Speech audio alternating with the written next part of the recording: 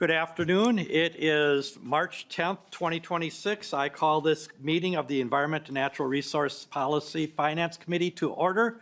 We do have a quorum. Representative Hanson, have you reviewed the minutes? Yes, Mr. Chair, I did review the minutes, and I would move those of March 5th for approval. Representative Hanson have moved the approval of the March 5th, 2026 minutes. All in favor signify by saying aye. Aye. Opposed, no. Motion prevails, and the minutes are approved. We are going to be starting off today with the salt applicator bill, which is House File 793. I know our presenters have other committees that they've got bills up and are being pulled back and forth, seeing we're getting close to deadline.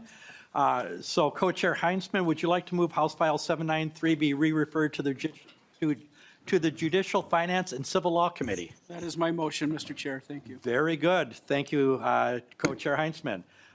We have a technical amendment suggested by House Research. I will move the A1 amendment to get to the bill in the shape the author wants.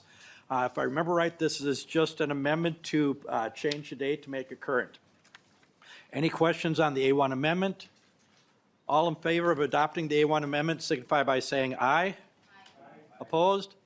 Motion carries, and we will now go to, the amendment is approved. We'll now go to House File 793 as amended. Vice Chair Scott, would you like to, Representative Scott, would you like to go ahead and present your bill? And I see that you have Representative Hollins with you also. I do. Thank you, Mr. Chair. And I just wanted to say we've swapped chief authors on this bill, and I'm happy to take on the bill. And before I get started with the presentation, I just wanted to give Rep. Hollins the opportunity to say a few words as the former author, but now co-author. Why, thank you. Representative Hollins, go ahead, please. Thank you, Mr. Chair. Thank you, Co-Chair Heinzman. Thank you, committee members. I'm really happy to be here co-presenting this critical proposal alongside Chair Scott. I think a lot of us are familiar with this proposal. I've carried it for several years, and with the idea that we need to use less salt and we need to add a limited liability protection to the MPCA's smart salting training and certificate program in order to address the growing threat to Minnesota's lakes, rivers, streams, and ecosystems due to unnecessary salting. So a significant amount of salt is used on private parking lots and sidewalks and is often over-applied, not because contractors want to misuse salt, but because of the liability concerns if they are not properly salting. This bill addresses that problem by providing limited liability protection to trained and certified salt applicators that can prove that they have still been using the best management practices during snow and ice management. The voluntary certification program teaches applicators how to use the right amount of product at the right time in the right way, reducing unnecessary salt use. Reducing that salt application helps protect Minnesota's water resources, infrastructure, and ecosystems. And by promoting best practices, the program supports long-term water quality improvement while maintaining safe winter conditions. The main reason salt is overapplied is the fear of a slip and fall liability. Contractors often feel pressured to use more salt than necessary to avoid potential lawsuits. This bill brings accountability to all parties and provides limited liability protection for certified applicators who can prove that they follow the approved best practices. This is not immunity, as some people have said previously. They have to prove that they've used the best practices in salt management. This bill does not protect gross negligence, intentional injury, or failure to follow the standards. And certainly, as we're here in Environment Committee, I think it's particularly important that we address salt usage because it impacts every aspect of our lives in the land of 10,000 lakes and also our infrastructure as it corrodes the infrastructure that we use in the metro area as well. And I'll turn it back over to Chair Scott. Go ahead, Representative Scott. Thank you, Mr. Chair, and thank you, Representative Hollins. And I don't have a whole lot to add to that. We all know of the way that excessive chloride pollutes, and so what we want to do with this bill is it's actually the MPCA has already developed the program. It's already being used, and so this is just having further discussion on that and talking about ways that you can get this bill across the finish line so that we can get more of these people certified so we aren't over salting. So I think she's kind of outlined a lot of the details, and so I will just, I want to also let you know that there's an updated letter that we just received from New Hampshire today, and I think you have the old one in your packets. We have, I don't know where the pages are, but if the page wants to maybe hand out an updated letter, that'd be great, or we'll just, yeah. So thank you, Mr. Chair. Okay. I do have a testifier. Okay, super. Thank you, Representative Scott. We'll go to the first testifier here. We've got 2 minutes for each testifier, as we have a lot of testifiers and other bills today.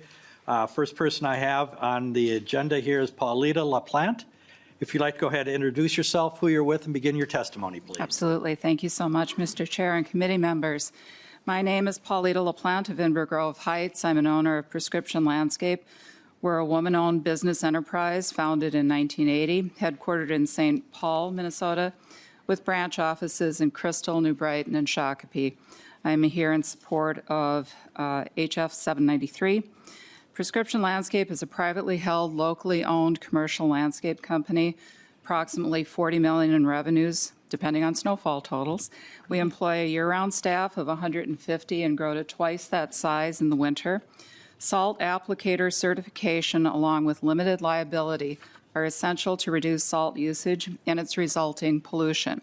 Importantly, passage of this bill will stimulate discussion among property managers and business owners to adopt snow and ice management plans that mitigate hazards without such a significant and negative impact on our environment. Our corporate stewardship and business philosophy requires that we adhere to best practice management relative to snow and ice. We rely on training and credentialing programs currently provided through professional organizations of which we are members, specifically Accredited Snow Contractors Association, the Snow and Ice Management Association. Our snow and ice staff participate in annual refresher training in the use of salt and brine and best practices in snow and ice removal. Over 100 of our snow managers are Level 1 Smart Salt certified through the Minnesota Pollution Control Agency. As an organization, we are also Level 2 Smart Salt certified by MPCA, which means that we monitor and report our performance in minimizing salt use and have done for years to demonstrate that we decrease salt use. All these programs teach us the value of calibrating our equipment, measuring brine and salt, tracking dates of treatment, and receiving current weather reports to ensure that we're making the correct decisions for ice management. These are proven practices that decrease slip and falls and salt use on client properties. We enter into detailed snow and ice contracts with all our clients. The contract includes specifications and scope. Despite, I get the signal, despite being a certified snow professional, it's very challenging for us and expensive to be named a co-defendant in a slip and fall. Because of that, the expenses that we incur are software related. We geofence clients' properties. We use real-time production software to track work, and we are always looking for new ways to train and streamline our services. Thank you. Okay. Thank you. All right, thank you for your testimony. I hate to cut you off there, but I want to make sure we get the same time for everybody else, too. Thank you. Next, I have, as a testifier, Joel Carlson.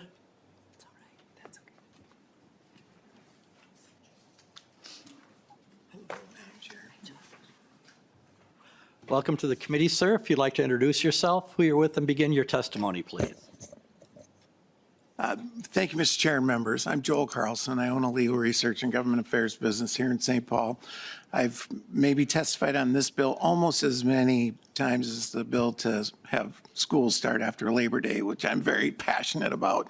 Mr. Chairman and members, everyone agrees with the goal of this bill, which is using less chloride. That is not the issue. The issue is the content of this bill and how it accomplishes that goal. And I will tell you, as an Environment Committee, there is not a single instance where immunity from liability has reduced contamination. That simply is not going to happen, particularly when you have applicators who get paid by the application and by the pound of product.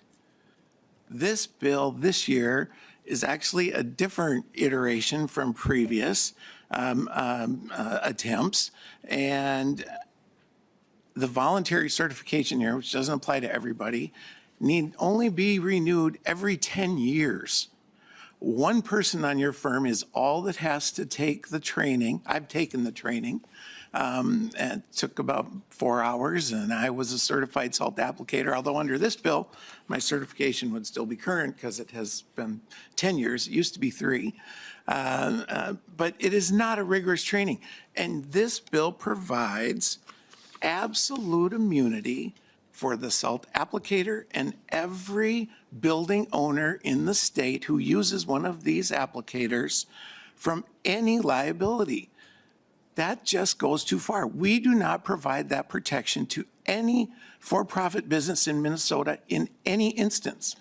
This is an absolute immunity when they have negligently caused you an injury. I want to comment just briefly on the New Hampshire letter that's in your packet because it's one of the things that troubles me about this bill. If you look on page 2.29, it talks about the applicator or the owner committing gross negligence, which is not the civil standard. And in Minnesota, that means no care at all. You did nothing. That's what you have to overcome if you've been injured on someone's property where they've invited you onto their property as a business. No care at all. But if you look at, Mr. Chair, I'll go very briefly. If you look at one of the reasons that they can overcome that immunity is if the applicator didn't comply with the requirements of this bill. Look what New Hampshire said. They had a case, one case, and New Hampshire said the plaintiff tried to challenge that they didn't comply with the requirements. And New Hampshire said in their letter, they said that that is simply not achievable, desired, what is their term? Mr. Carlson, we're They past did time. not, I'm sorry, I couldn't see it with my glasses on, Mr. Chair. They, Okay. In New Give him a good elbow there, Representative Scott. said it's not expected, achievable, or realistic to comply with the requirements of this bill. That's what happened. Mr. Chairman, this Thank you. bill is not ready for prime time.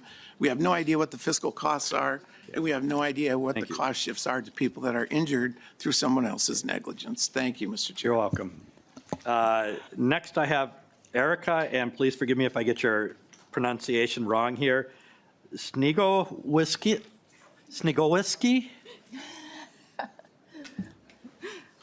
We're going to find out.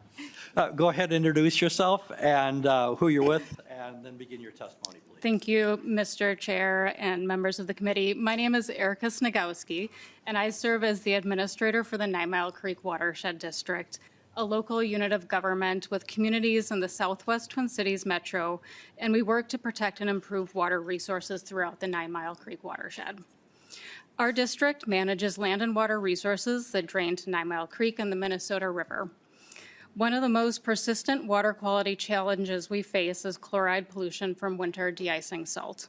Chloride is a permanent pollutant. It does not break down in the environment, and it accumulates in our water resources. Across Minnesota, dozens of lakes and streams are already impaired for chloride, and those numbers continue to grow. In our watershed, we have invested significant time and public resources working with cities, private contractors, property managers, and state partners to reduce salt use. The Watershed District supports smart salting training and other education efforts that help applicators maintain public safety while reducing environmental impacts from chloride. Because of this work, we strongly support policies that encourage responsible salt use and expanded participation in certified applicator training. However, we do have a few concerns with House File 793 in its current form. Watershed organizations across Minnesota have supported limited protection from liability for certified applicators who follow established best management practices. But to be effective, that certification must be grounded in the existing Minnesota Pollution Control Agency Smart Salting Program, which already provides science-based training and oversight. Dispersing authority to manage the certification framework risks undermining program consistency and accountability. We also believe certification should occur on a regular renewal cycle, ideally every 3 years, to ensure applicators stay current with evolving best practices and technology. In short, we support the goal of encouraging responsible salt application, but we ask the committee to revise the bill to rely on the existing Minnesota Pollution Control Agency smart salting program and ensure meaningful certification standards by requiring recertification every 3 years. We're at time. Thank you. Next, I have Alexis Donath. Welcome to the committee. Thank you for being here. If you'd like to go ahead and introduce yourself and begin your testimony. Mr. Chair and committee members, thank you for the opportunity to testify today on House File 793. For the record, my name is Alexis Donath. I serve as Assistant Director of Government Relations at the MPCA. Chloride is a major water quality concern in Minnesota. More than 20 water bodies are already listed on the impaired waters list for chloride, and many other water bodies show increasing levels of chloride. MPCA shares the author's goals to reduce chloride pollution at the source by incentivizing smart salting practices. The MPCA has offered smart salting courses for many years in an effort to help state, county, city, and private salt applicators reduce their environmental impact while achieving materials costs by using de-icing salt efficiently and effectively. We certify around 1,500 applicators per year and offer about 60 courses per year focused on a number of different audiences and have generally received very positive feedback on the effectiveness of these courses. In our review of the bill, we identified a few modifications that would ensure that it's able to achieve the author's goals. For example, we would note that locking in a specific course registration fee into statute might be the right dollar amount now, but perhaps not the right dollar amount into the future. We've already started discussing some of these pieces with stakeholders, and we're happy to work with Representative Scott on the bill going forward. Again, thank you for the opportunity to testify, and we're happy to respond to any questions.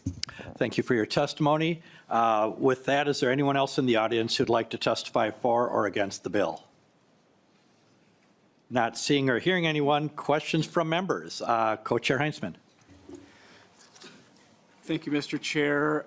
And I'll just start out by thanking Representative Scott and Representative Hollins for collaborating on this bill. This has been around for a long time, members. I thought that I might have even carried it at one point, but Ms. Ipko just confirmed that I've just been a co-author, apparently. It's been 11 years, so I mean, at some point you start to forget here and there what bills you authored and co-authored. No, I just am super supportive of the language. I see so much bipartisan collaboration around the table on this. And this is a great committee for that. Chair Fisher and I are always working towards those goals. And in this case, I think the testimony I heard early on really said it best. This problem is never going to go away. And unless we address it sooner than later, we're only going to exacerbate the problem down the road. Chloride doesn't just disappear or evaporate out of water. Well, I'm not going to go there, but we hope that this bill has a path going forward. I'm concerned that it doesn't, but I'm not going to suggest that we quit. So my best wishes to the bill authors. Thank you, Mr. Chair. You're welcome. Representative Hansen. Thank you, Mr. Chair, and I have two questions for the author. One is on the training, and, you know, in previous years, as this has gone through, I've raised concerns about sole source training and for certification and licensing. And we have to use a different model with the pesticide applicator training. We have the university, a different third party that may approve training, and then the licensing is done by the regulatory agency. So you can have a variety of training opportunities or method. And so I'm just concerned of locking in a sole source training. I know we've had testimony on both sides of that issue, but in terms of competition, what are your thoughts on that with training into the future? Representative Scott. Thank you, Chair Fisher. I'm open to going either way. I just want to get this across the finish line. I see value in both. I mean, the MPCA, they do the science. And I will say, too, that the program has become much more rigorous in the past few years. You know, it was kind of alluded to in prior testimony that this was, a relatively easy thing to do, but it has become a more rigorous course, and that's the right thing to do. And so I'm open to whatever the stakeholders think is the best course of action on whether to keep all the training at the MPCA or to have other entities that can offer that same training. And I'm also open on how many years the certification is for, so, yeah. Okay, Representative Hanson. Thank you, Mr. Chair. And with certification and licensing, occupational licensing, we have a lot of places where we have occupational licensing. And the certification is to demonstrate, for the applicant to demonstrate a minimum competency. It's the minimum threshold that the applicator is competent to do that. My concern is if we set the precedent on the limited liability exemption for salt applicators, that then the precedent is there for pesticide applicators, for sewage applicators, for a variety of other, where we have a minimum competency occupational measurement. So how do we prevent that if we break that seal? Representative Scott. And I'm happy to have Representative Hollins answer the question if it's different than mine, but I think that's for this body to decide going forward. It just is. Representative Hollins. Thank you, Mr. Chair. Thank you, Chair Hansen, for the question. I think I actually agree. No, shouldn't say actually. I agree with Representative Scott. I think that there are many different processes that we control within the legislature, and it is absolutely within our purview to decide when doing that certification reaches to a level that alleviates that liability, right? And so it's something that we have to choose carefully when we want to do it. And I think any bill that we have at any point also, it's incumbent upon us to review those things over time, right? If we pass this bill and people take the certification program and we expect salt usage to go down, that is something that we should be checking in on periodically, because we need to know that it's actually doing the thing we want it to do and not just reducing liability with no actual benefit to the environment. And I think it's incumbent upon us as legislators that are making state laws to be doing that oversight and also to be controlling when and how we reduce liability. So I see what you're saying, that there's a potential for creating precedent, but I think that we aren't judges, we aren't in a courthouse. Our precedent doesn't have to extend to the next certification process that comes forward. Okay, thank you. And then next I have Representative Pursell. Thank you, Mr. Chair. And just to follow up on Representative Hanson's question, I know before I worked here, the curriculum for the smart salting was proprietary to MPCA, so I don't know if this is a question for MPCA or for bill authors, but wondering about the availability for other folks to become trainers and to actually have this be more widespread and available to Minnesotans. Thank you, Mr. Chair. Representative Scott, would that be you? You'd like to take first crack I don't know, at? but we could have our testifier from the MPCA come forward, and she can sure answer that question. Okay.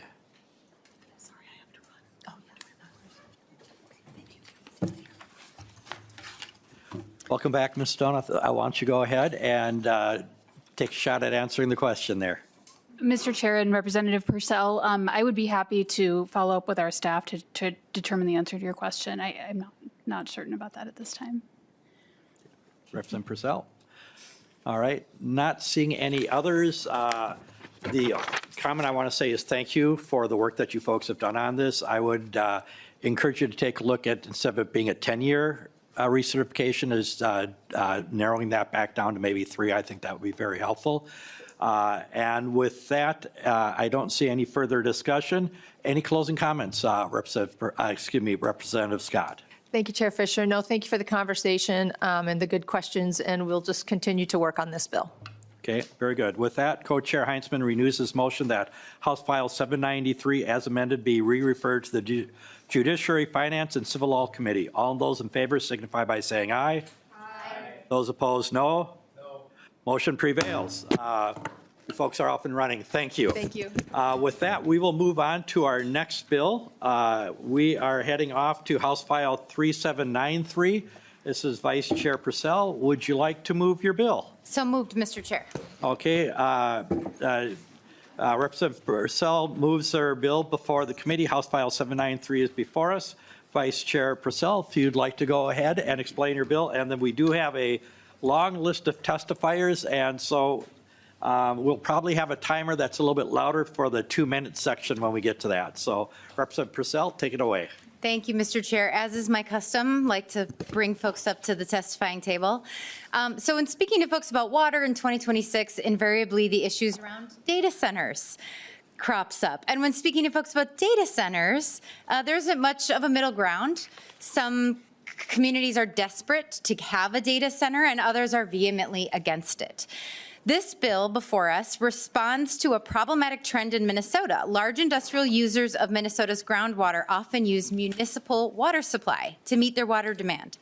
And rather than apply for their own permit to pump, they go onto the municipality's permit. So one example I'd like to share from my neck of the woods, a data center proposed in Farmington might use 900 million gallons of water per year and plans to get that water through the city's permit rather than their own. That would effectively double the city's water consumption. With a separate permit, the municipality could choose to cut off these industrial users of water before household uses so that their town's growth potential wouldn't be stifled. House File 3793 defines large volume commercial and industrial water users to include all commercial and industrial uses of water that exceed 100 million gallons of water per year. This definition encompasses hyperscale data centers, as well as other large volume users, potentially like bottled water plants. The bill aims to increase public transparency and permit scrutiny in 3 key ways. 1, it creates a separate permit requirement for large volume industrial users, which makes it more straightforward to enforce the state's water allocation priority hierarchy if Minnesota finds itself in a time of water shortage. State law prioritizes domestic water supply first and industrial at a much lower priority. Number 2, it creates mandatory public comment period for large volume industrial water permits, so the public can weigh in on whether these proposals used are sustainable now and into the future. And number 3, it increases transparency about industrial water use and its aquifer impacts. It requires large volume users to report their water use to the DNR monthly instead of annually. And if an aquifer pump test is conducted, the results may be included in any environmental review for the proposed projects. I hope we'll be able to lay the bill over as I commit to this body, the agency, co-authors on the bill, and community partners that there is still work to be done on this bill, and have even started working with the nonpartisan staff to work on a few of those things already. So happy to continue that work to find a workable solution, because we know hyperscale data centers are here. And if or when the time of water shortages come, Minnesotans need to be able to prioritize how we use the precious resource of fresh water. And for that, Mr. Chair, I welcome testifiers. Very good. Thank you, Co-Vice Chair Pursell.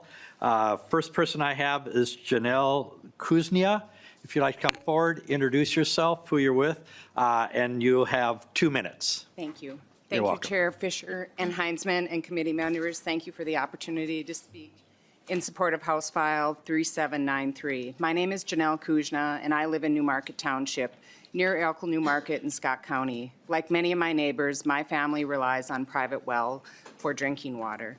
In fact, in the state of Minnesota, nearly 1.2 million citizens rely on private wells for drinking water. In 2022, a large water bottling facility made application with the city of Elko New Market and requested 165 million gallons of water per year, which was more than the entire city was using at the time. After intense community advocating, the DNR required an aquifer pump test to see how this increase would affect local surface water features, the local aquifer, and private wells in the area. During this pump test, several private wells in the area began to have problems: out of water complaints, black and brown water, clogged filters, and damaged appliances. 68 people filed complaints at the time, but subsequently hundreds have come forward with problems. The city has since conceded that the excess pumping during the pump test most likely caused our well problems. Groundwater pumping does not only affect how much water is in the aquifer, it can also change quality by mobilizing natural occurring contaminants like manganese and arsenic. Despite these issues, the permit was issued to the city with quality and quantity response plan, making the city responsible, not the industrial user, for investigating well interference, covering the costs, and enforcing statutory priority. This places small local governments in the position of regulating groundwater systems they are not equipped to manage. Minnesota is clear about water priority under Minnesota Statute 103G.261.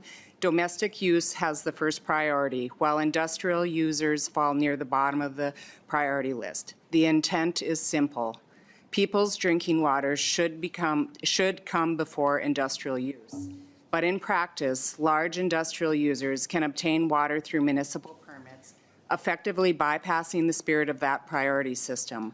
When this happens, the risk shifts onto cities and residents, and private well owners are no longer first priority. We're at time. This has had a huge impact on my community, where there's nearly 3,000 private wells. We can no longer allow large industrial users to hide behind municipal permits. Groundwater is a shared public resource, and it's not unlimited. I urge you to pass House File 3793 and close the loophole. Thank you for your time today. You're welcome. Thank you for your testimony. Next, I have Jim Berg.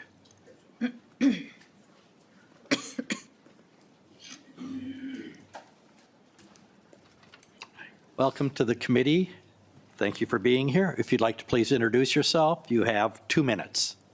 Thank you, Mr. Chair, members of the committee. My name is Jim Berg. I'm a mostly retired hydrogeologist and here as a concerned citizen. As a 37-year veteran of investigating, mapping, and monitoring groundwater as a hydrogeologist, I've lived through a few cycles of operating in relative obscurity only to be jolted into the spotlight by too much rain, too little rain, or the appearance of new water-intensive industries. Several years ago, the challenge was new ethanol plants proposed in locations with meager groundwater supplies. Today, the challenge is hyperscale data centers and their request to consume enormous amounts of groundwater for cooling. 30 years ago, I began my career as a DNR hydrogeologist and learned some very encouraging things about my home state. Minnesota is a riparian rights state. Everyone owns the water. There is no such thing as water rights that can be bought or sold in such a system. People in water-dependent ecosystems have the first priority if ever there are conflicts due to limited supply. Irrigation, power production, and industrial commercial categories are all subordinate uses. To me, these two concepts form a kind of groundwater Bill of Rights. I was proud to present those ideas to audiences whenever appropriate in my many groundwater investigation presentations that I made over the years. During my DNR career, my job was mostly in the mapping and monitoring part of state government, so my views about the management question before us, HF 3793, are those of an informed citizen and not a retired management professional.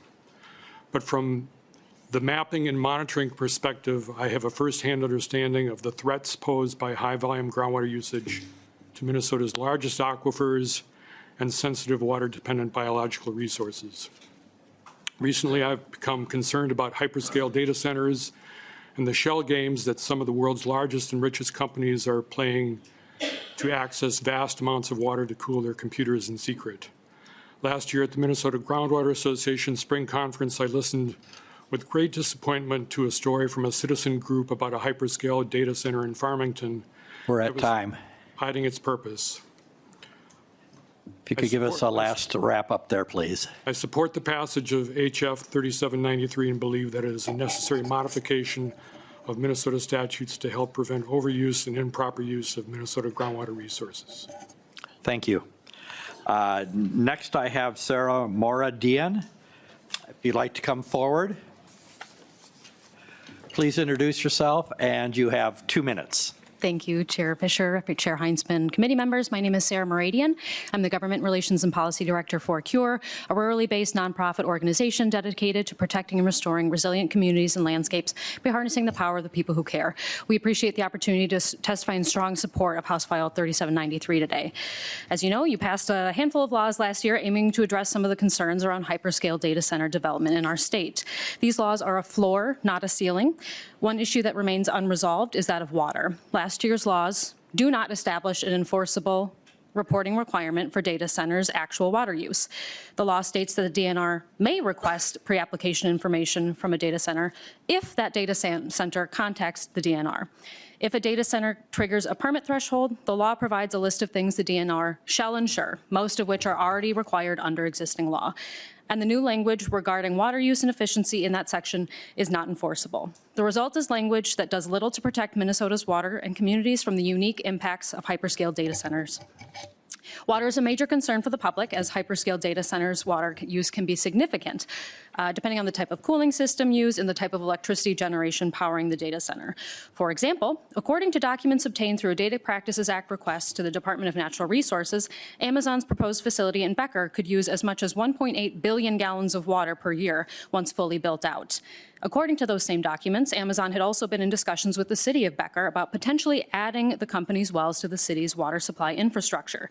This exposes the major loophole that Representative Pursell identified earlier in current law, which could allow hyperscale data centers to obtain their water directly from municipal sources without a clear opportunity for public engagement or full agency review of the potential impacts of such appropriations. Requiring the largest water users to apply for their own permit and reporting the actual amount of water used are important steps towards ensuring that there are adequate resources available and that members of the public have the opportunity to weigh in on proposed projects and the impacts they might have on our shared water resources. For these reasons, we urge you to support House File 3793. Thank you. Thank you for your testimony.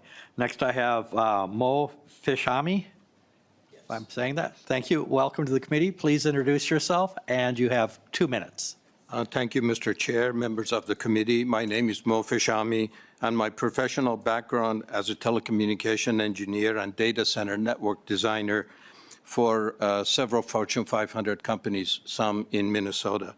I'm here to share my personal experiences in support of HF 3793.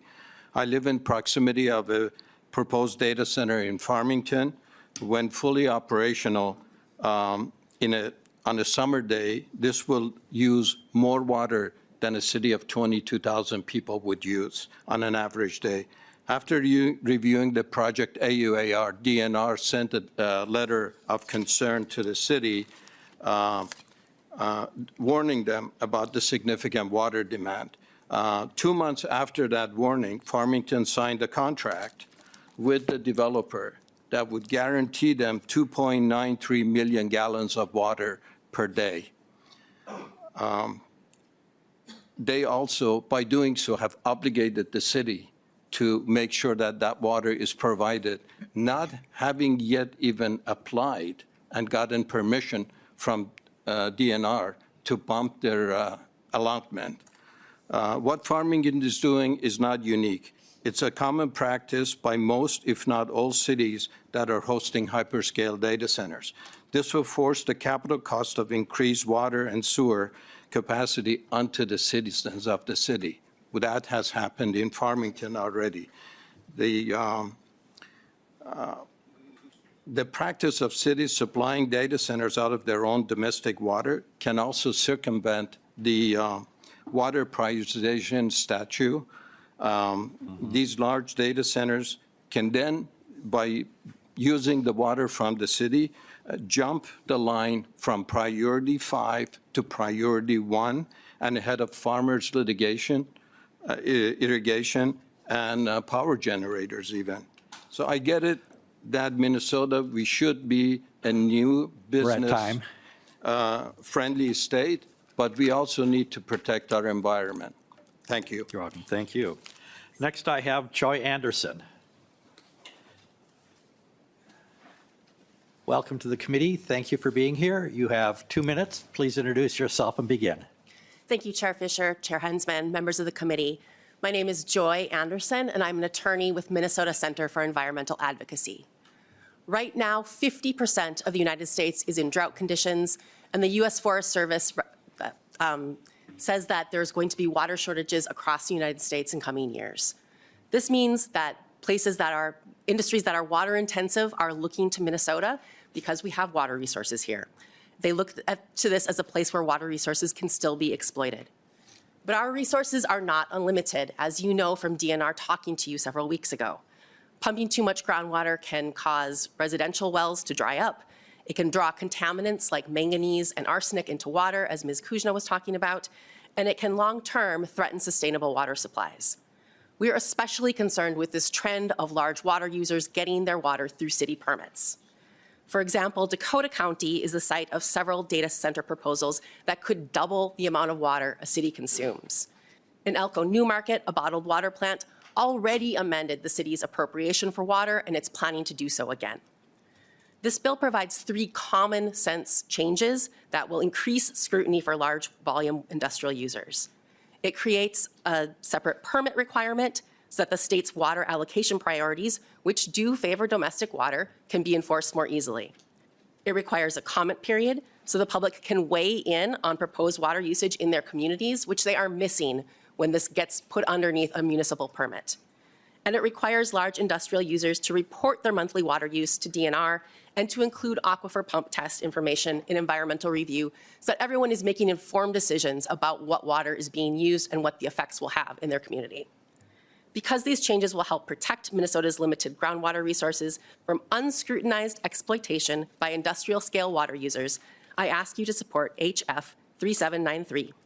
Thank you, and I'm happy to answer questions at the end. Thank you for your time. Next, I have Andrew Morley.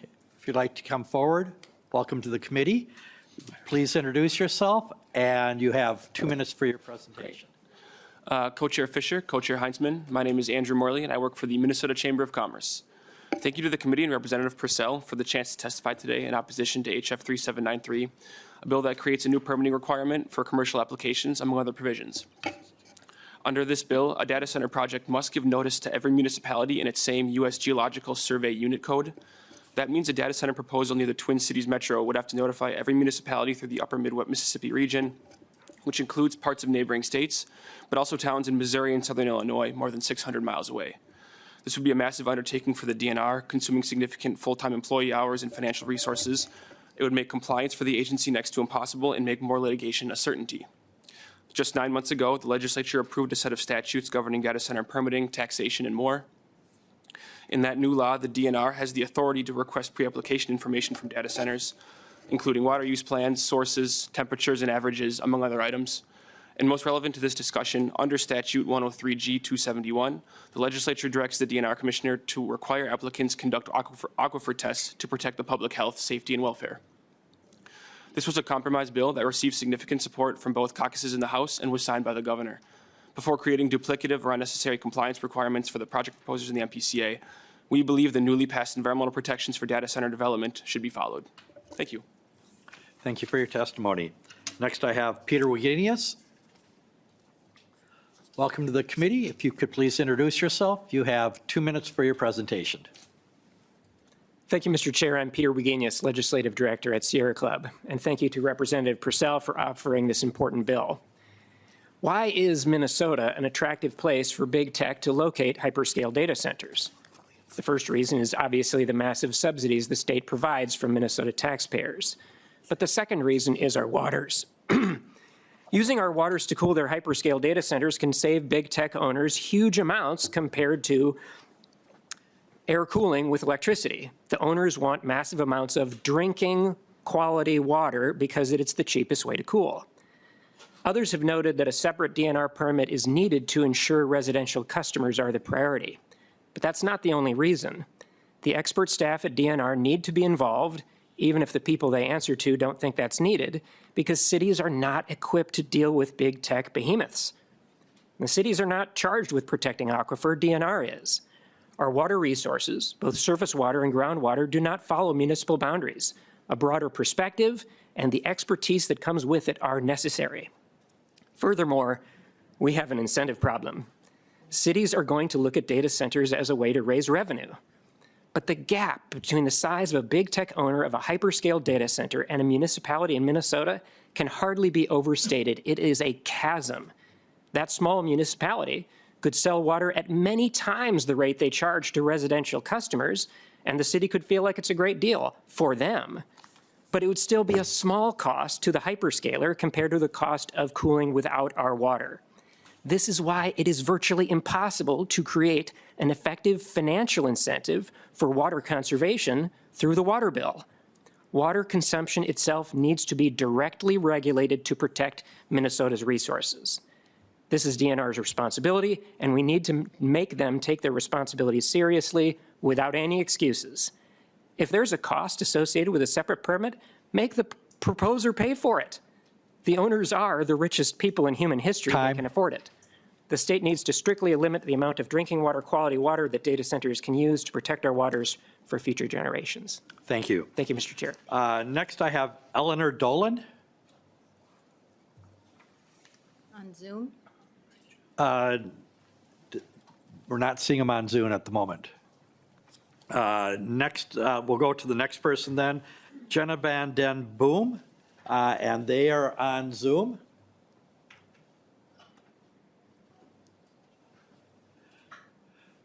Welcome to the committee. If you'd like to introduce your name, please, and begin your testimony, you have 2 minutes. Thank you for taking the time to be here.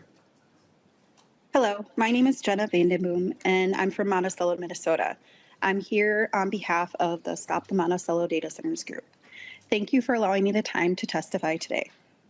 Monticello is a community of approximately 16,000 residents, and we're located roughly halfway between Minneapolis and St. Cloud on Interstate 94 in the Mississippi River. Our group consists of over 1,100 members, and we continue to grow daily. The goal of our group is to put a pause on hyperscale data centers in Minnesota until regulations to provide the necessary protections for building something as impactful as hyperscale data centers are implemented. I'm here today to speak in support of House File 3793. This legislation is important to me because the hyperscale data center boom in Minnesota, and specifically Monticello, pose additional threats to the Mississippi River, now labeled as the most endangered river in the U.S., and our local aquifers. We currently have 2 hyperscale data center proposals for Monticello, one of which is a 3 million square foot hyperscale data center on 550 acres of what is currently mainly farmland. If the proposed hyperscale data center goes through, it would roughly double the amount of water currently being pulled from our aquifer. That's not taking into account the amount of indirect water used or the second proposed hyperscale data center. We currently have people in Monticello that already don't have access to clean drinking water, high levels of manganese in our water, and our aquifers are already vulnerable, as the tritium leak from the Monticello nuclear plant has already displayed. This issue is putting city governments at significant odds with their constituents as they determine how to independently navigate this uncharted territory. Monticello city government has repeatedly questioned its ability to create and enforce rules that exceed that of the state government. I understand the concept of wanting cities to maintain the autonomy to act independent of stringent government oversight, but that being said, we have cities from all over the state represented here, and the decisions made here pose significant ramifications for all Minnesotans. It's important to note that if left in city government hands alone, when all these hyperscale data centers get passed, the scale of ramifications will be felt not just across our state, but also across the entire country. We need to implement measures that hold large industrial water users accountable by requiring them to have their own permits, monthly tracking, and allow for public comment, as we are the first line of defense. Continuing to leave these decisions in the hands of individual cities without the guardrails necessary for guidance is irresponsible and has had a significant impact on our current situation. That's why I'm asking you to support House File 3793. Thank you for your time and consideration. I am happy to answer any questions. Thank you so much for your availability. Next, I will go to Jason Meckel from the DNR. If you'd like to go ahead and begin your testimony. We'll start off with 2 minutes. I'm going to imagine there's probably going to be questions that are going to come to you. So you have a lot of the technical expertise, so a little latitude here for you. If you'd like to go ahead and introduce yourself and begin. Thank you, Chair Fisher and Chair Heinzman, for the opportunity to testify here today. For the record, Jason Meckel, Assistant Division Director, Ecological and Water Resources at the DNR. Just a few comments to share. As Representative Pursell had mentioned, we've we've talked about some language in the bill that we think could use some clarifying and would help us better understand what's being asked of us. I did want to call your attention to a couple of parts just from our perspective and understanding, and that is what this bill is introducing is a sort of a sub-permittee kind of category here. So we have a municipality who's the permittee, and now we'll have an industrial or commercial user that would be they'd have their own individual permit, but they're also underneath the permit of the municipality. We think that introduces some complexities that we're still trying to wrap our minds around and how we would manage that and what that would mean.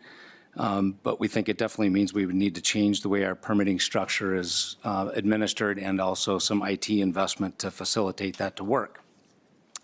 The other thing I wanted to point out is that as written, the 30-day public comment period on a draft permit will add, we think, between 60 and 90 days to our permit timeline reviewing these complex and large appropriation permits.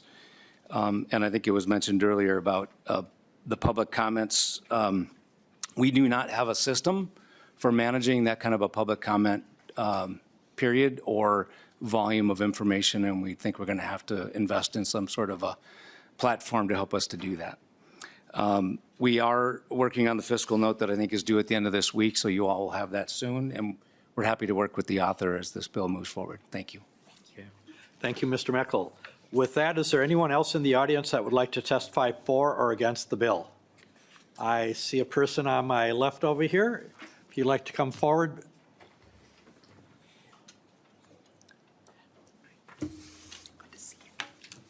Welcome, Mr. Johnson. If you'd like to introduce yourself, who you're with, and you've got 2 minutes. Thank you, Mr. Chair, Co-Chair Heinzman, and members of the committee. Craig Johnson with the League of Minnesota Cities. Won't need my 2 minutes. Just wanted to come up here to say that we have been discussing how this bill works with the author. I would agree with the testimony the DNR just gave that while it's a potentially useful idea, it doesn't work within the type of permitting we currently do and would need some work so that we can not have a permit within a permit where things can end up being double counted or double enforced, and it's very difficult to decide who's the problem if there is a problem. So we'd like to continue to work with the author on coming up with solutions that would work without having to create entirely new permit systems to do that if possible. So appreciate that, Mr. Chair. You're welcome. Thank you, Mr. Johnson. Is there anyone else that would care to testify? I see a person in the back. Hi, if you'd like to come to the table over here. Welcome to the committee. If you'd like to introduce who you are, and you have 2 minutes for your testimony. Thanks, I'll be short. I'm Tina Clark. I live here in St. Paul.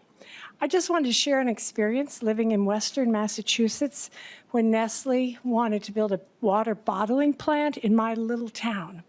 And it turned out that legally, once a contract was signed with Nestle, we lost, as citizens, and our local government lost a fair amount of authority because in the court, we would have signed a contract that would have put Nestle's grab of our local water ahead of farmers, local businesses, residents, industrial processes, we had some environmental fish, what do you call them, nurseries. And it was a real shock. So I just wanted to ask that members of the committee fully understand, that the state fully understand what kinds of authority a contract such as could pose problems for all of us restraining access to that water, especially in times of drought or when there's water contamination from other sources such as the millions of underground oil and gas storage leaking facilities, that we need a reserve beyond what we might think we need. Thank you. You're welcome. Thank you for your testimony. Is there anyone else from the public that would like to testify? Not seeing any, I will close testimony at this time and open up to members. First person on the agenda for questions or comments would be Representative Gottfried. Thank you, Mr. Chair. And Thank you, Representative Pursell, for bringing this bill forward to begin this discussion. As written, I understand that this would not include large water users from the agriculture industry. And I guess I would just ask, where are you in the process of potentially, adding that as a classification of large water users? What all would be involved in that process as well? Thank you, Mr. Chair. Representative Pursell. Thank you, Mr. Chair. I'm open to that with all the feedback that I'm getting today and have gotten and will continue to get. That might be a DNR question if Mr. Meckel is able to answer that. Mr. Meckel. Welcome back. Mr. Chair, members, thank you. Could you repeat the question as far as, I didn't quite catch all the details. Representative Gottfried. Yes, thank you, Mr. Chair, and thank you, Mr. Meckles. I was wondering if I know there have been some discussions because currently, as bill is written, excludes large water users from the agriculture industry, and I was curious if there had been discussions surrounding potentially adding large water agricultural users from the agriculture industry to be covered within this bill language. Thank you, Mr. Chair. Yeah, Mr. Chair, members, Representative Gottfried. So to clarify, I think you're talking about agricultural industry that uses more than 100 million gallons. Okay. That's correct. I'm not aware of any discussion specific to including those uses.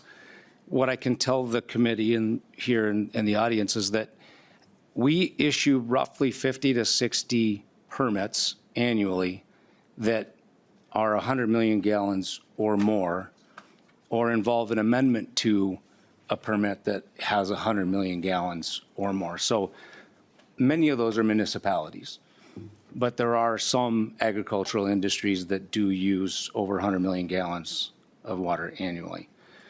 The total number that we estimated under the commercial and industrial sector of those uses is 20 to 30. Our current total is 50 to 60. It fluctuates each year. So that gives you some sense of the number of permits that would be in that scope. Representative Gottfried. No, thank you for that answer, and thank you, Mr. Chair. No, I appreciate it, and I appreciate the this conversation around like what a large water user is. The reason I ask about that is, if we're evaluating large water users and those permits and stuff, I personally feel like from a fairness standpoint, we should be talking about all industries equally. I think we've had many conversations in the past, and I think as early as last week, that fresh water is our most precious natural resource that we have in this state. And I firmly believe that we need to be not just thinking about the fresh water supply that we have now, but the fresh water supplies that we are going to have in the future. And, while there's still clearly work that needs to be done on this bill from a technical aspect, I really appreciate starting this conversation because we need to be having a serious conversation about planning for our future as a state and how we continue to provide for future generations of Minnesotans. Thank you. Mr. Chair, can I make a comment? Go ahead, Representative Pursell. Thank you, Mr. Chair. In my recollection of our water prioritization statute, I believe agriculture is higher up than commercial industrial, so I do think that's an important piece to have in the conversation. Thank you. You're welcome. Thank you. Okay, next I have Representative Burkle. Thank you, Chair Fisher. Quick question for Vice Chair Pursell. Just curious, looking at line 1.1, you reference data centers in particular, and then on the next page, and I think this goes to Representative Gottfried's question too. I'm curious, on 2.5, you talk about industrial, commercial, consumptive use. Is this directly, specifically designed, because if you go down to 2.8, we're looking at exceeds the annual amount to 50% or more of a municipality's current authorized annual appropriation. And in the context of agriculture, we like to think about irrigation and things, but keep in mind that a lot of ag processing food facilities used a lot of water. I know in our industry in particular, there's situations where a small town or small city might have 1 million to 1.5 million gallons worth of water used daily, and a medium-sized processor might use half of that and fall into that realm. So from a food safety standpoint, I know we're concerned about water use, but this kind of general language concerns me about the food safety aspect of how much water is necessary to meet the requirements at USDA and others. Could you comment on that? Representative Pursell. Thank you, Mr. Chair. Thank you, Vice Chair Burkle. As I said, still working on this, would love to work with you to get some comfort language around making sure that we are looking at these kind of large-scale industrial, particularly the hyperscale data centers, but, as we heard, water bottling plants, et cetera. So, yes, would welcome collaboration on that. Thanks. Okay. Next, I have Representative Hanson.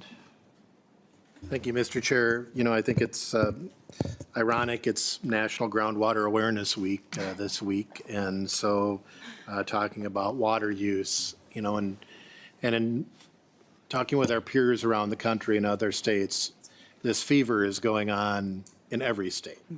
States are being pitted against each other.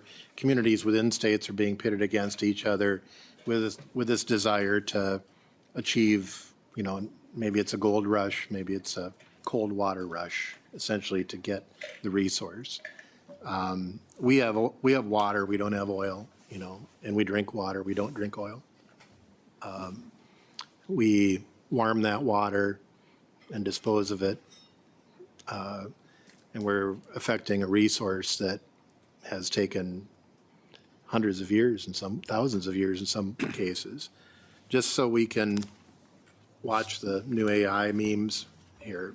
I mean, the people who come after us will look at this moment and say, what were they doing?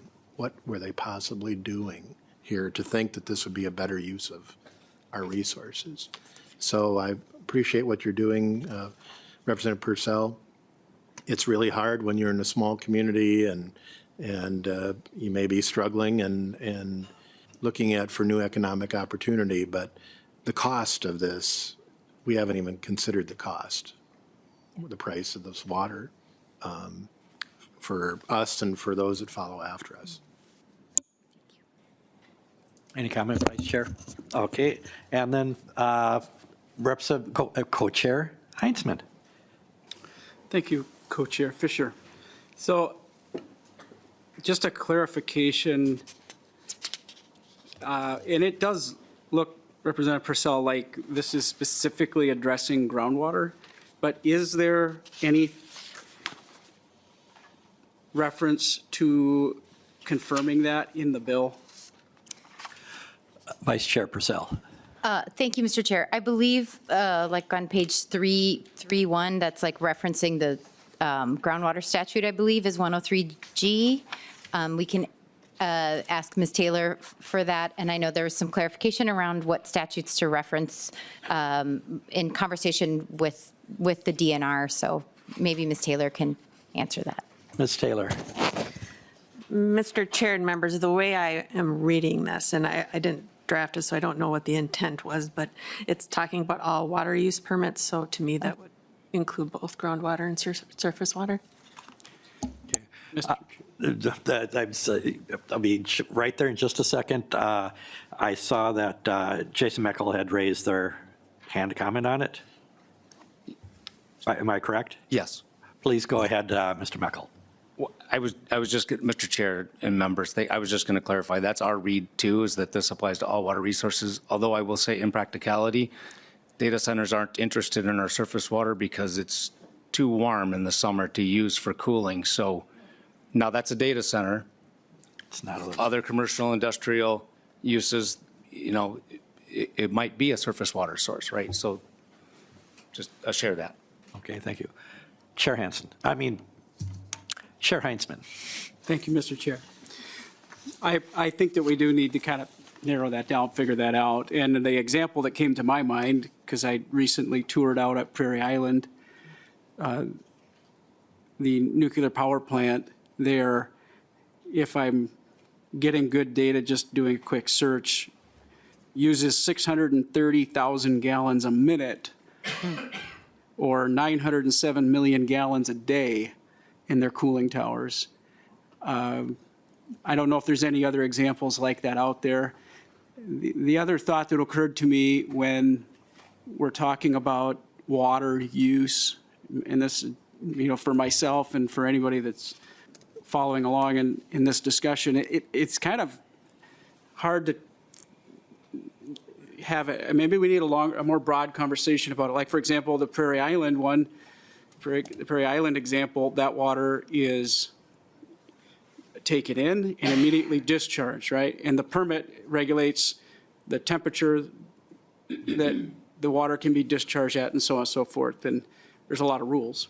But the water's going in the facility and then immediately right back out. So is the water technically being used? Yeah. But sometimes I think what comes to mind when we talk about water use is like you drink a bottle of water, you think of it almost as disappearing, right? Or what have you, you perspire or whatnot. Or if it's used in some other way, the water's gone, similar to consuming, a gallon of oil or something. It's just an interesting and challenging conversation, and I hope that we get it right as we're kind of trying to figure out data centers and other uses.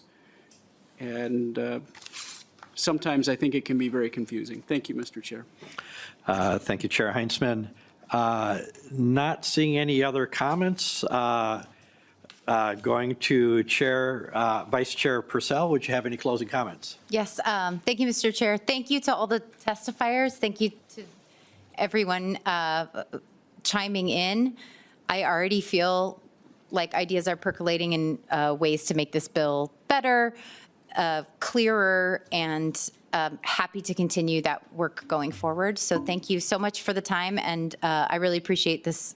Feels like this was a very constructive, hopefully you all feel a constructive use of our committee time. Thank you, Mr. Chair. You're welcome. And with that, Vice Chair Pursell renews her motion that House File 3793 be laid over, and the bill is laid over. With that, we will go on to House File 3699, which is a Gottfried proposal.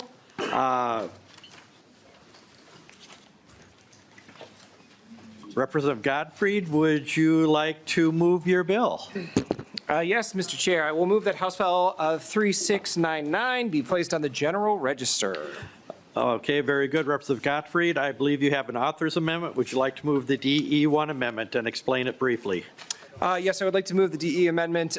This amendment basically substantively keeps the bill the same, just adds a time certain by which the contest would be finalized and a design chosen, as well as add some requirements that the design has to be made by a Minnesota artist and cannot use artificial intelligence to create that. For the purposes of this bill, we did not feel that it was necessary to define artificial intelligence for this. So that is my amendment.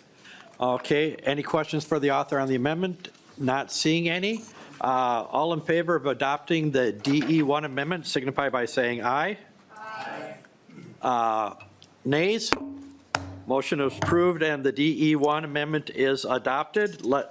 With that, we will go to the bill as amended. Representative Gottfried. Yeah, thank you, Mr. Chair. So House File 3699 is trying to really address two things. One is to tie up some loose ends as it pertains to a license plate contest that was established in 2024 by Representative Rick Hansen in one of the laws there. And then also to celebrate our state gemstone, the Lake Superior agate. There is a lot of agate heads out there, so to speak, that I think would love to have this gemstone on the plate. Huge shout outs to Lars here, a constituent of mine who brought this idea to me and who will definitely speak more to why this is an awesome idea. So with that, Mr. Chair, if you would please, I will hand it over to my constituent, Lars. Okay, thank you, Representative Gottfried. Lars Leafland, if you'd like to go ahead and introduce yourself and begin your testimony, please. Thank you, Mr. Chair, committee members. Thank you, Representative Gottfried.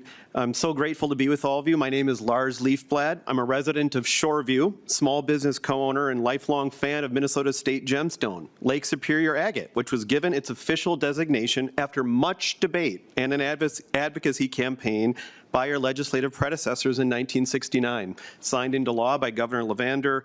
And like many Minnesotans, my first memories of hunting for agates were made on the beaches of Lake Superior with my late grandparents, Jack and Sally Burke, who made Duluth their home after U.S. Steel brought them to town in 1971. I've continued the tradition of agate hunting with my 4 kids, now ages 13 to 21, via trips to Grand Marais, the banks of the Mississippi, and lakes all around our state. I'm here today in support of House File number 3699 to amend existing legislation, as Representative Gottfried noted, to clarify that this license plate design contest must celebrate the North Shore and the Lake Superior agate. Why vote yes? 150,000 Minnesotans are members of Lake Superior agate Facebook groups. This is true. There is a large and very vibrant rockhound community across our state that seek to collect, trade, and share ideas about this state gemstone. Thousands of Minnesotans gather every summer for the Super Bowl of our state gemstone, Moose Lake Agate Days in Moose Lake.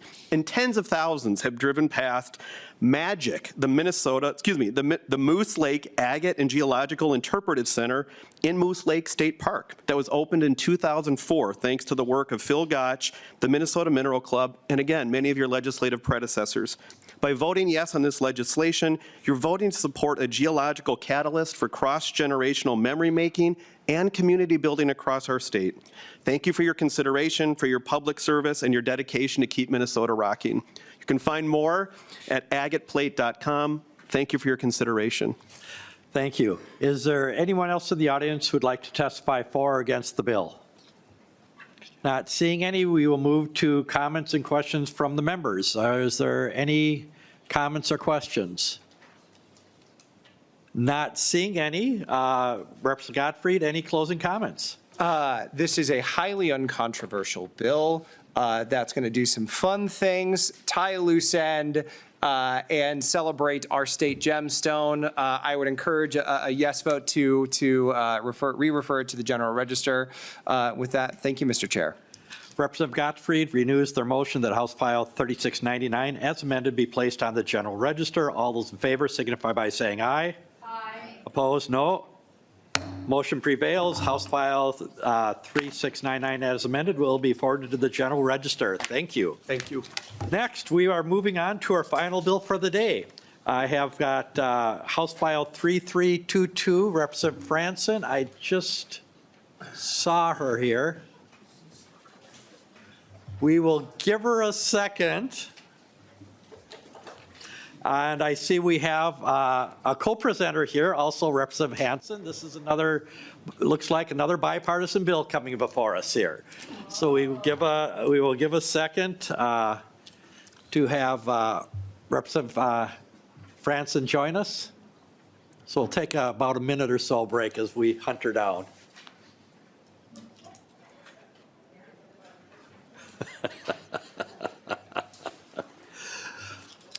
I think Representative Gottfried should have provided agates. Oh, that's right. Sample agates would have been nice. Representative Franson, welcome to the committee. Thank you for being here today. I'm sure you're all joyed. I'm looking forward to it. I will move House File 3322 before the committee. I do know that we have an author's amendment, so I will move the DE2 amendment to get the bill in the shape the author wants. All those in favor of the amendment signify by saying aye. Aye. Opposed, no. Motion prevails. The DE2 amendment is adopted. Representative Franson, to your bill, and I see you also have Representative Hansen with you. So go ahead and start off. Thank you. Today is a historic day. We have a Franson-Hansen bill. So good afternoon, Chair Fisher, Chair Heintzman, and members of this committee. And you're probably wondering why I'd author a bill like this. Well, I'm the co-chair of capital investment, and for the past number of years, I have heard countless stories on the aging water infrastructure needs across the state. And as I'll discuss, the bonding bill may no longer be the right place. Well, it is the right place to do it. We just don't have the funds to continue reaching the need across the state, right? Minnesota faces an estimated $12 billion in water infrastructure needs over the next 20 years to replace aging 50 to 100-year-old wastewater, stormwater, and drinking water systems. These are investments that allow communities all throughout the state to upgrade treatment plants, clean up existing contaminants such as PFAS, prepare for severe weather events, fix inflow and infiltration, and repair drinking water systems that are at or near capacity and are often near the end of their useful life. Just last week, we held a hearing in capital investment, informational only, on the PFAS issue. And this lady came in from Michigan to talk about it, and it was really eye-opening. I think we can all agree that there is no safe level of lead in drinking water, and we are committed to removing lead service lines in every community across the state. Now, in the past 5 years, we have passed only 2 bonding bills. We are not saving taxpayers any money by not having bonding bills. Instead, these projects are getting more expensive, more costly, and at times, if they are not funded by bonding dollars through the state, these projects end up on the taxpayer through increased rates or higher property taxes, and that directly affects a family budget. Members, the needs are too great, too urgent, and too important to solve through bonding alone. Let me reiterate, this is not in place of a bonding bill. This would supplant a bonding bill. We need new dedicated revenue sources to fix water infrastructure, and House File 3322 is one way to do that. All Minnesotans should have access to clean, safe drinking water. This is the land of 10,000 10,000 lakes plus. I hope this bill starts a conversation that will resonate with your local governments, and we can work towards predictable water improvements across the state. Currently, in GOP projects alone, and I have a list here, 3.5 pages worth of projects sitting at the PFA currently. And that dollar amount is $829,022,148. That's just alone in PFA requests from Republican members. Our bonding bill last year, for comparison's sake, was $719 million. And of course, only a fraction of that went to PFA. And after much consideration, the original bill had the MPCA as the placeholder for the funds. I thought after hearing from members and from stakeholders, we felt that the PFA was better suited for such a program, and they are highly trusted within communities as well as members alike, and I trust the PFA will do the work that is needed to do. With that. Thank you, Representative Franson. Representative Hansen. Thank you, Mr. Chair and members. I know this may seem like an odd pairing here, but I agree with Representative Franson. We have been on the bonding committee and toured around, and the demands are extremely high in terms of the cost. And we will not be able to bond our way out of this in terms of water infrastructure. I think many people in the room can remember a time before ubiquitous plastic bottles. I can remember going back and getting returnable bottles and 7-Up and other things over the years. So, I mean, do we have to have the world we're in right now? You know, consumer demand has changed things, but we don't see the cost of the true cost of the pollution. And it shows up as microplastics in our water. It shows up as microplastics in us. And those costs are there that we didn't anticipate before with the ubiquitous use of plastic bottles. Now you're going to hear today this is unfair, it's costly, it's inflationary. We've heard all of those things for years. We've had multiple bills as long as I've been here, and probably 20 years before that, after Iowa did a deposit bill, you know, on cans and bottles. They've had that for a long time. This isn't a deposit bill. This is a tax or a fee, and I know that may give heartburn to some people, but it's a dedicated one that would go towards water infrastructure. And we need that revenue stream that could potentially do appropriation bonds as well to extend it to get the water situation in. I think a couple other things to consider is on balance, looking at inflow infiltration in addition to the PFA so that we make sure that we've got complete coverage for all the water needs. But as Representative Franson said, we're at a start here. I think there's going to be discussion in other committees as well. So we're asking for your support as we start this conversation to move forward. And we do need to do something. We have in it, and when times are particularly tight, we need to make those investments to be upgrading our drinking water, our lead service lines, our overall water infrastructure, not only for residential, but for business. We have to have that water quality to attract business. So the fee is there that pays for part of that cost. Representative Franson. And members, water infrastructure is critical. Bonding bills are not predictable. As I said, in the last 5 years, we've had 2 bonding bills, and those project increase have only become more astronomical.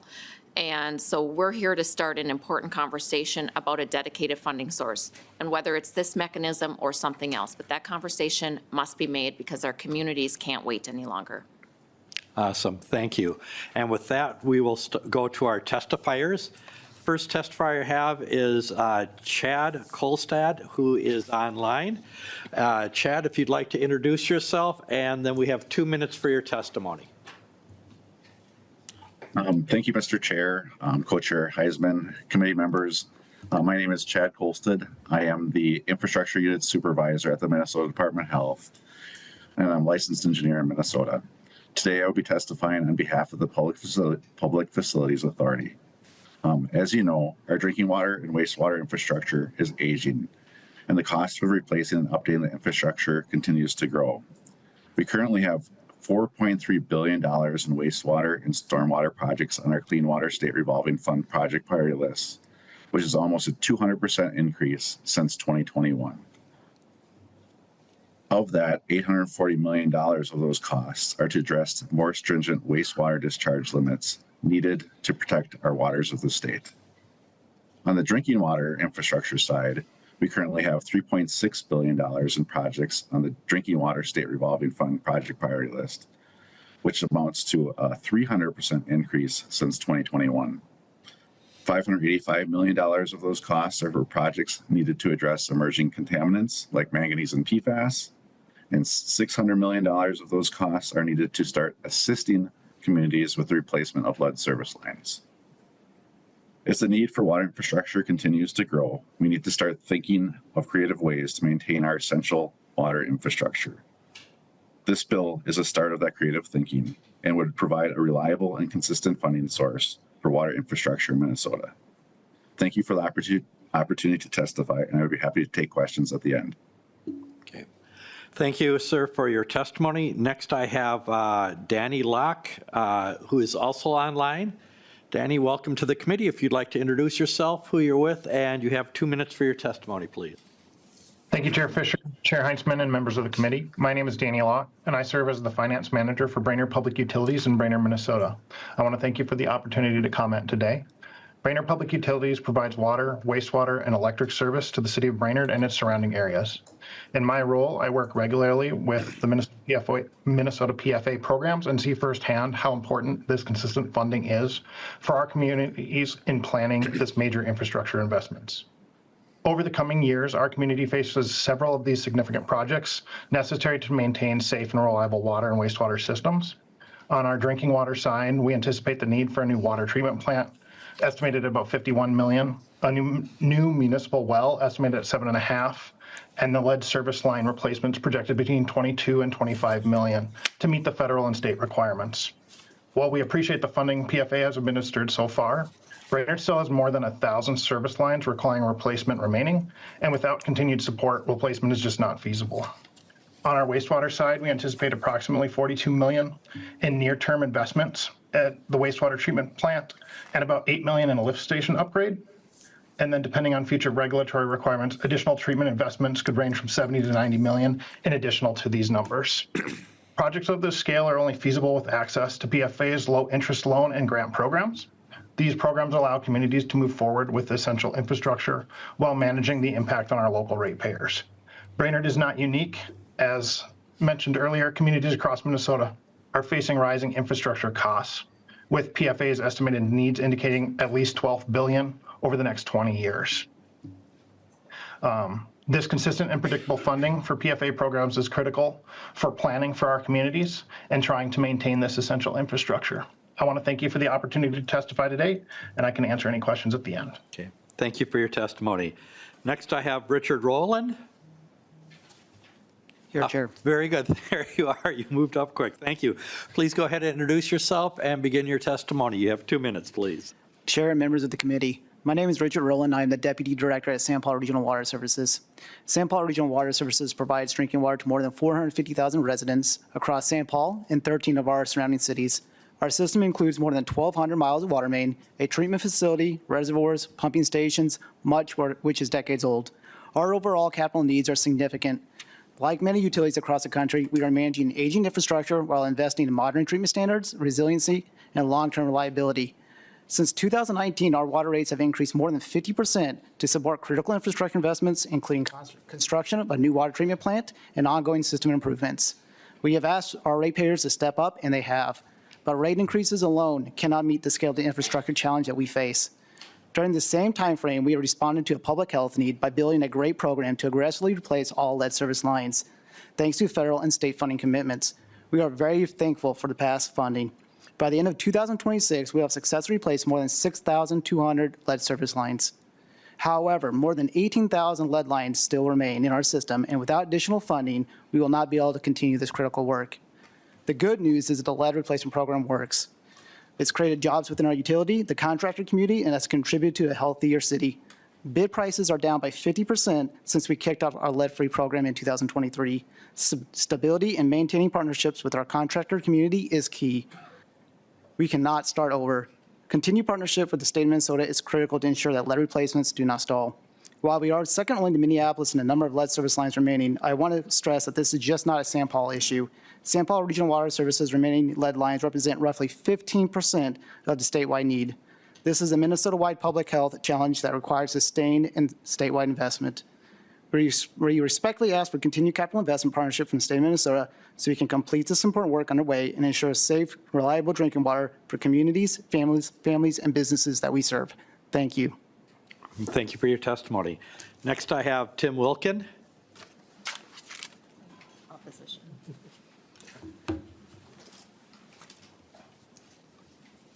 Welcome to the committee. If you could please introduce yourself, who you're with, and begin your testimony. You have 2 minutes. Thank you, Chair Fisher and Chair Heinzman and committee members. I'm Tim Wilkin. I represent the Minnesota Beverage Association.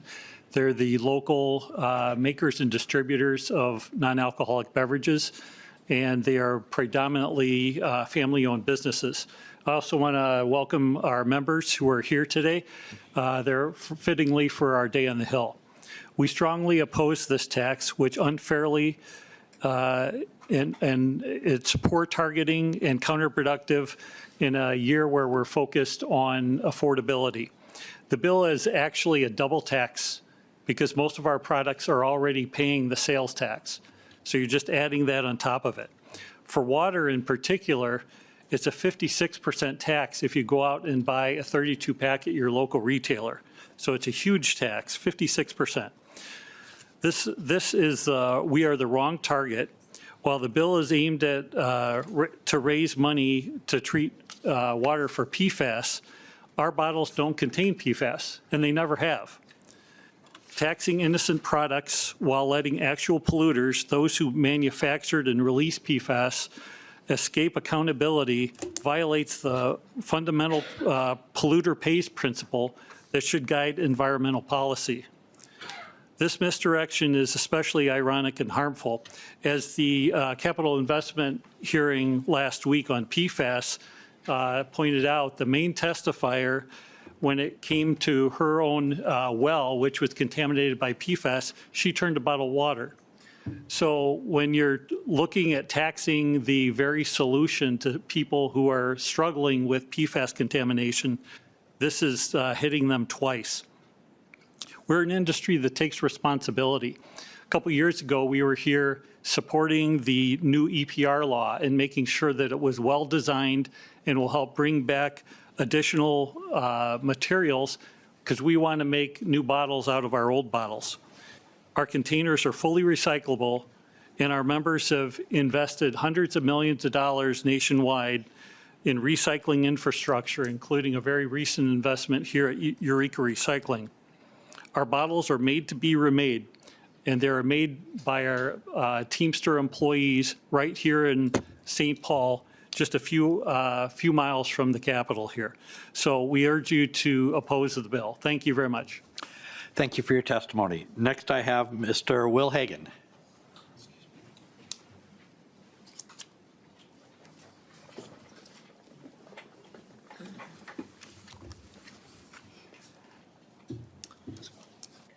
Welcome to the committee. Thank you for being here. Please introduce yourself, and you have 2 minutes. Thank you. Co-chairs Fisher and Heinzman and members of the committee, thank you for the opportunity to testify. My name's Will Hagan, and I'm the Vice President at Minnesota Retailers. Our members range from small independent stores to regional chains and national retailers, serving customers in communities across the state. Let me begin by saying we appreciate the goal of this bill. I want to thank Representative Franson for advancing investments in water infrastructure, an important priority. Retailers live and operate in the same communities as our customers, and improving and protecting Minnesota's water resources and our infrastructure is something we all value. Where we have concern is with the proposed funding mechanism, the plastic bottled excise tax. As you've heard, HF 3322 creates a new excise tax on many plastic beverages sold to retailers in Minnesota. While the tax is structured at the distributor level, the economic reality is that those costs do not stay there. In a competitive supply chain, new costs introduced upstream inevitably move downstream. That means the tax will ultimately show up in the price consumers pay at the shelf. Retail operates on tight margins and intense price competition. Stores generally cannot absorb new costs like this, which means they're passed along to customers. At a time when many Minnesota families are already focused on affordability, this type of policy will increase the cost of everyday beverage products. We support the environmental goals behind this bill and the need to invest in water infrastructure, but we believe there must be a better way to fund these efforts without increasing costs for Minnesota consumers. Minnesota retailers would welcome the opportunity to work with the author and the committee to explore alternative funding mechanisms that accomplish the same goals while minimizing impacts on affordability. Thank you for your time and consideration. Thank you for your testimony. Is there anyone else in the audience that would like to testify for or against the bill? Not seeing any. Next, I'll move on to questions or comments from members. Representative Jordan. Thank you, Mr. Chair. And I'll just say briefly that I think it's great that we're working and identifying issues with our water in a bipartisan manner. Thank you to all of the members around the committee who have signed on to my bill to replace lead service lines in the Minnesota bonding bill. And it's it's the most expensive bill I'm carrying this year. It's $250 million, but it won't address all of the lead service line needs in Minnesota. It won't. We need more money than that. And I wish we didn't, but that is the scale of the problem, and that's because lead is a powerful neurotoxin. And I guess I would like to ask either Representative Franson or Representative Hanson if there is any safe amount of exposure to lead, first of all, Mr. Chair. Representative Hanson. Mr. Chair and Representative Jordan, none. Representative Jordan. Thank you, Mr. Chair. And Representative Hanson is correct. There no amount of exposure to lead is safe, but yet lead service lines are the #1 way that Minnesotans come into contact with lead through their drinking water supply. And so the more we can do for this, the better. And so I think it's really great that we're identifying this as a need. I will also just say that plastic is contaminating our water. Microplastics are an emerging concern. They're an emerging contaminant. And everywhere we test for microplastics, we find them. They're found in the bodies of earthworms, deep in the boundary waters, wilderness area canoe, the BWCA, we all know what it stands for. Maybe I could ask Representative Falconer what exactly that acronym. But we also find microplastics in breast milk, in sperm, in our blood, in our brains. The latest research I've seen is that every American has a teaspoon worth of microplastics in their brain at this moment. So, and that's having detriments to our health. They're finding it in newborn babies. And so I think it's great that we are looking at our water infrastructure, and I just want to thank both of you for bringing this bill together. It will have an effect on human health, and I think it's a creative way to look at how we can establish this. And I guess I would just have one final question for Chair Franson, as a bonding committee chair. Can we have a day to talk about lead service lines in the bonding committee? Representative Franson. Well, I'm sure that could come up one of these times. Okay. Thank you. Thank you, Representative Franson. Next, I have Representative Finke. Thank you, Mr. Chair. Thank you, representatives, for your bill. I echo everything Representative Jordan said. I appreciate this and the work we're doing on protecting water. I know in the DE, we took out the 10-cent tax, and we heard a lot about how much cost there is. So I'm just curious if either of you, or maybe Mr. Kolstad from the PFA, want to talk about, you know, how much money are we going to make from this? It's hard to know. We've got 4 years in the program. What should we set this rate at? What kind of return is there going to be? Representative Franson. Sure, thank you for that question. And I had heard from members that 10 cents, and from, from outside people, that 10 cents might be a hard pill to swallow, right? I don't have anything from nonpartisan letting us know what that revenue would raise, but artificial intelligence at 10 cents, this is just from artificial intelligence filtering out things in its own way, roughly $215 million a year. That's at 10 cents. Okay. Representative Finke. And it's a rough whatever, so. Thank you, Chair, and thank you, Representative Franson. Yes, I can take that as the ballpark. It sounds like real money. It sounds like something that, even if it's a little less than 10 cents, worth it. And I just want to echo, again, what Representative Jordan said about, lead is one of the problems that we have, but it's very hard to hear the plastic bottle beverage industry refer to those as innocent products, given what we know about the plastic bottle world, the world that we're living in, the pollution that we're dealing with. We need to really take this seriously, so I appreciate what you're doing. Okay. Representative Franson. Yes, thank you, Chair Fisher. I just want members to know this is not an attack. I am not attacking plastic. I am just looking at a creative way. Maybe this is not the method for it, but it is to start the conversation of how do we clean up our water? How do we provide clean drinking water to the communities across the state? Very good. As I look around, Chair Heinzman. Thank you, Chair Fisher. Members, just a comment. As was described by Chair Franson, I think we can all agree that this bill is a conversation starter. Mm-hmm.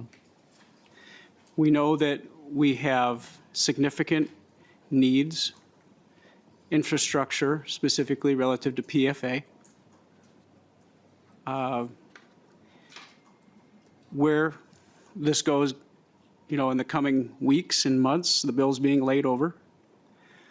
I would say that there have been really good opportunities just a couple of years back, and I know that we're all getting tired of hearing about what was an $18 billion surplus, but it is what it is. And